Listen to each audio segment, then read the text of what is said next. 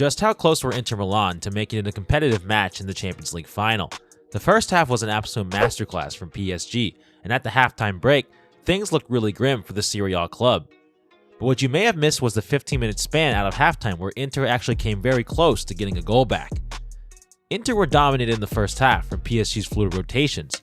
Inter got it completely wrong defensively, and were all over the place in their hybrid man marking and zonal defending, being down 2 goals.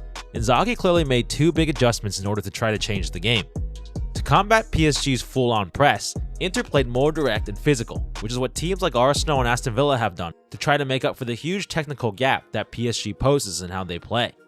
The second was defensively, just to go man-to-man across the whole 11, which is probably not ideal, but the only way for Inter to get back into the match being down 2 goals, and the only simple solution as a quick fix with no time to devise a new elaborate defensive scheme. The first adjustment actually worked. Inter made the game extremely direct and tried to bypass PSG's pressure as much as possible. They hit more balls into Thuram and Martinez, and also committed more players forward in the attack.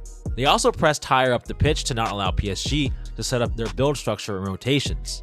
After 5 or 6 minutes, Inzaghi and his staff fully understood now that they had a stronger grip hold of the match, and that's when they doubled down, subbing on Bisek and Zalewski, who both offered more ball-carrying ability and were stronger in transitional moments, now that the match had become less controlled and more back and forth. The first 15 minutes of the second half was actually very difficult for PSG, as they faced a barrage of long balls and physical runs from Inzaghi's men.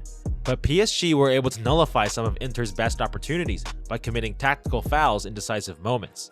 The biggest issue here was that PSG got away with these fouls consecutively, as the referee never pulled out any yellow cards for any of these fouls to deliberately stop Inter's physical attacks. This could be seen with Inzaghi absolutely losing his mind as foul after foul went unpunished by PSG. The first yellow card was actually issued to the sub, Zalewski, from a 50-50 with the ball. Then finally, a couple minutes later, Thuram is basically sandwiched into the ground and yet again, no yellow card. At this point, Inzaghi loses his mind on the sideline as he knows PSG is stopping big attacking moments from them, and the referee gives him a yellow card for dissent, in which Inzaghi basically says they have fouled us 10 times. Maybe it wasn't exactly 10, but it sure felt like that watching the match. After much transitional play, PSG get to finally start the match from a controlled restart, and are able to quickly break down Inter's man-to-man pressing and scored the 3rd goal, which basically ended the game for Inter.